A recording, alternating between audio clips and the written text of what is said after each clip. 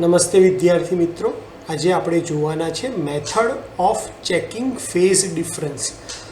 Parallel operation માટેની 4 condition હોય છે અલ્ટરનેટરની. એક છે પહેલું કે વોલ્ટેજ સરખા હોવા જોઈએ, બીજું ફ્રીક્વન્સી સરખી હોવી જોઈએ, ત્રીજું ફેઝ સિક્વન્સ સેમ હોવો જોઈએ અને ચોથું છે ફેઝ ડિફરન્સ સેમ હોવો જોઈએ. તો આ ફેઝ ડિફરન્સ જે છે એ ચેક કરવા માટેની ટોટલ 3 મેથડ છે. કઈ કઈ છે તો કે ઓલ ડાર્ક મેથડ, એટલે કે 3 લેમ્પ રાખવામાં આવે અને 3 લેમ્પ જ્યારે ડાર્ક થઈ જાય એટલે કે બંધ થઈ જાય ત્યારે આપણે સિંક્રોનાઇઝેશન સ્વિચ ઓન કરી શકીએ, એટલે કે અલ્ટરનેટરને બસબાર સાથે કનેક્ટ કરી શકીએ. બીજી મેથડ છે 2 બ્રાઇટ 1 ડાર્ક લેમ્પ મેથડ, કે જેની અંદર એક લેમ્પ બંધ થઈ જશે અને 2 લેમ્પ ફૂલ પ્રકાશે સળગશે.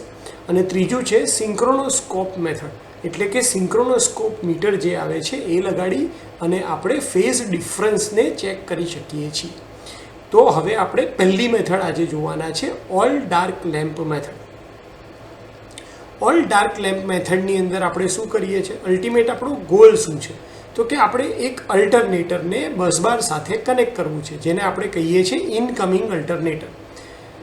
બસબાર સાથે કનેક્ટ કરવું છે એનો મતલબ કે ઓલરેડી પહેલેથી એ બસબાર ઉપર કોઈ એક અલ્ટરનેટર, એક અથવા વધારે અલ્ટરનેટર કનેક્ટેડ જ હશે અને એટલા માટે બસબારના કોઈક પર્ટિક્યુલર વોલ્ટેજ હશે, ફ્રીક્વન્સી હશે, ફેઝ સિક્વન્સ હશે અને ફેઝ ડિફરન્સ આપણે ક્રિએટ કરશું ક્યારે, જ્યારે આપણે આ ઇનકમિંગ અલ્ટરનેટર એની સાથે કનેક્ટ કરીશું ત્યારે ધ્યાન રાખીશું કે ફેઝ ડિફરન્સ આવે નહીં. અને એ ચેક કરવા માટે જ આપણે શું લગાડીએ છીએ, લેમ્પ લગાડીએ છીએ. હવે વાત કરીએ કે લેમ્પ લગાડવા કઈ રીતે. જો તમારું સિંગલ ફેઝ અલ્ટરનેટર હોય, એટલે કે ખાલી 230 જ વોલ્ટ પ્રોડ્યુસ કરવાના હોય, તો તમે અહીંયા એક લેમ્પ દેખાડ્યો છે એ કનેક્ટ કરશો તો ચાલશે, એક લેમ્પથી તમારું કામ થઈ જશે. પણ મોટા ભાગે બધી જ જગ્યાએ અલ્ટરનેટર 3 ફેઝના હોય છે, એટલે કે 440 વોલ્ટ પ્રોડ્યુસ કરવાવાળા હોય છે અને એટલા માટે એ કેસમાં 440 વોલ્ટ જો તમારો આઉટપુટ હોય તો તમારે 2 લેમ્પને સિરીઝમાં કનેક્ટ કરવાના થાય છે. હવે વાત કરીએ ફેઝ ડિફરન્સ ચેક કઈ રીતે કરશું. તો જે તમારું ઇનકમિંગ અલ્ટરનેટર છે એના આઉટપુટ સાથે, એટલે કે R ડેશ, Y ડેશ અને B ડેશ છે એની સાથે તમે એક લેમ્પ સિરીઝમાં કનેક્ટ કરશો અને અહીંયા આવી રીતે સ્વિચ મૂકી દો છો. હવે આ સ્વિચ સ્ટાર્ટિંગમાં તમે કેવી રાખો છો, ઓન રાખો છો અને લેમ્પનો બીજો છેડો અથવા સ્વિચનો બીજો છેડો તમે ક્યાં કનેક્ટ કરો છો, તમારા ઇન્ફાઇનાઇટ બસબાર સાથે, એટલે કે R ટર્મિનલ R સાથે, Y ટર્મિનલ Y સાથે અને B ટર્મિનલ બસબારના B ટર્મિનલ સાથે કનેક્ટ કરો છો. ઓલરેડી બસબાર ઉપર વોલ્ટેજ પ્રેઝન્ટ છે, એટલે કે તમારા એક છેડા ઉપર તો અહીંયા વોલ્ટેજ અવેલેબલ છે. હવે આ સ્વિચ ઓફ છે એટલે અલ્ટરનેટરને લીધે જે વોલ્ટેજ પ્રોડ્યુસ થશે એ ક્યાં આવશે, આ ટર્મિનલ ઉપર આવશે, અહીંયા વાયનો આ ટર્મિનલ ઉપર આવશે અને બીનો આ ટર્મિનલ ઉપર આવશે.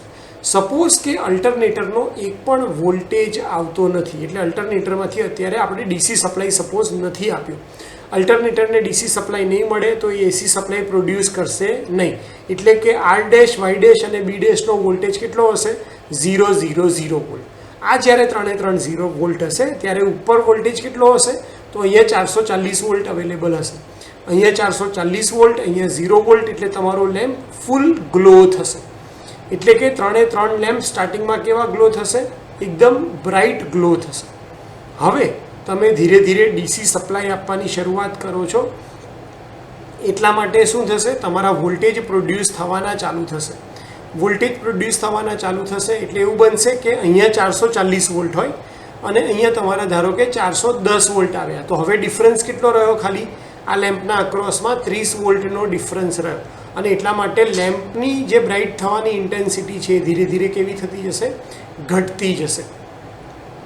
બીજી એક વસ્તુ પણ મેટર કરશે, એ છે એનો જે સ્પીડ છે.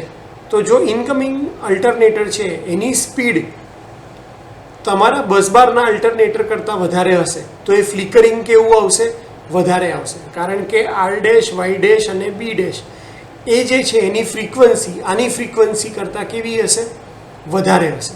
અને એટલા માટે ફ્રીક્વન્સી વધારે હોવાને કારણે આ શું થશે, એક ફેઝ અને બીજો ફેઝ એ બંને એકબીજા સાથે કોઇન્સાઇડ નહીં થાય, આગળ પાછળ ચાલતા હશે અને એટલા માટે તમારો ફેઝ ડિફરન્સ ઝીરો નથી હોવાને લીધે લેમ્પ ફ્લિકરિંગ કરશે, પણ એનો પ્રકાશ કેવો હશે? ઓછો. આપણે ઓલ ડાર્ક મેથડમાં શું ધ્યાન રાખવાનું છે કે ફ્લિકરિંગ પણ ઓછું થઈ જવું જોઈએ અને 3 લેમ્પ કેવા થઈ જવા જોઈએ? ડાર્ક થવા જોઈએ. તો જ્યારે 3 લેમ્પ ડાર્ક થઈ જશે અને લેમ્પનું ફ્લિકરિંગ ઝીરો થઈ જશે, એનો મતલબ કે RYB આના ફેઝ અને આ RYB ફેઝ વચ્ચે કોઈ ડિફરન્સ છે નહીં, અને એટલા માટે હવે તમે આ સ્વિચ ઓન કરી શકો છો. જેવી તમે આ સ્વિચ 3 ઓન કરશો એટલે શું થશે? આ લેમ્પ તમારો બાયપાસ થઈ જશે અને તમારું અલ્ટરનેટર ડાયરેક્ટ તમારા ઇન્ફાઇનાઇટ બસબાર સાથે કનેક્ટ થઈ જશે વિધાઉટ એની સર્ક્યુલેટિંગ કરંટ. તો ઓલ ડાર્ક મેથડની અંદર આપણે શું ધ્યાન રાખીએ છીએ કે તમારા જે લેમ્પ છે એને તમે R ડેશ, Y ડેશ અને B ડેશ વચ્ચે કનેક્ટ કરશો, જ્યાં RYB એ ઇન્ફાઇનાઇટ બસબારના વોલ્ટેજ છે અને R ડેશ, Y ડેશ અને B ડેશ એ તમારા અલ્ટરનેટરના વોલ્ટેજ છે.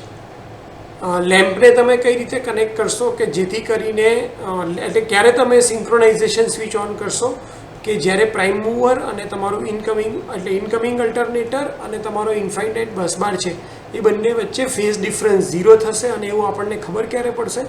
જ્યારે તમારા લેમ્પ કમ્પ્લીટલી ડાર્ક થઈ જશે. આની અંદર જે ઓપરેટિંગ પર્સન છે એના ઉપર ખૂબ આધાર રાખશે કે એને પર્ટિક્યુલર એ જ ઇન્સ્ટન્ટ ઉપર સિંક્રોનાઇઝેશન સ્વિચ ઓન કરવાની છે જ્યારે 3 લેમ્પ ડાર્ક થઈ જતા હોય છે.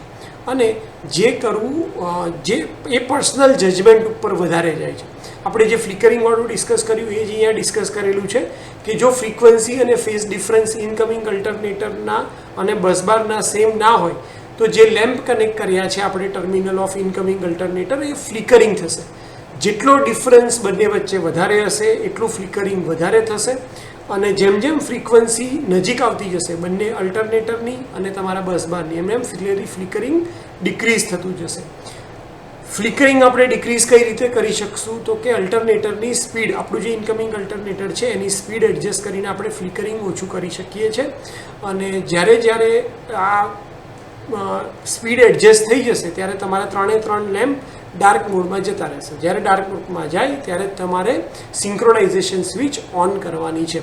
મેઇન ડિસએડવાન્ટેજ શું છે આ મેથડનો? કે લેમ્પ જલ્દી એટલે લેમ્પ છે એ વોલ્ટેજ સેન્સિટિવ છે, એટલે કે થોડાક ઓછા વોલ્ટેજ પણ અવેલેબલ હશે ત્યારે પણ એ ડાર્ક મોડમાં જતા રહેશે. અને એટલા માટે કરેક્ટ ફેઝ ડિફરન્સ જે ઝીરો વોલ્ટેજ છે એ જાણવી ખૂબ ડિફિકલ્ટ થઈ જાય છે. કારણ કે તમે જો લેમ્પને વોલ્ટેજ આપીને ચેક કરો ધીરે ધીરે તો તમને ખ્યાલ આવશે કે 30-40 વોલ્ટ હોય ત્યાર પછી લેમ્પ ઓલમોસ્ટ ડાર્ક જ હોય છે. તો આપણે તો એક્ઝેક્ટ 0 વોલ્ટ આવે ત્યારે સ્વિચને બંધ કરવાનું હોય, અને એટલા માટે પર્સનલ જજમેન્ટ ઉપર આ વધારે જતી રહે છે આ મેથડની અંદર. આ એનો મેઇન ડિસએડવાન્ટેજ છે ઓલ ડાર્ક મેથડનો. તો હોપ કે તમને ઓલ ડાર્ક મેથડ વિશે ખ્યાલ આવી ગયો હશે.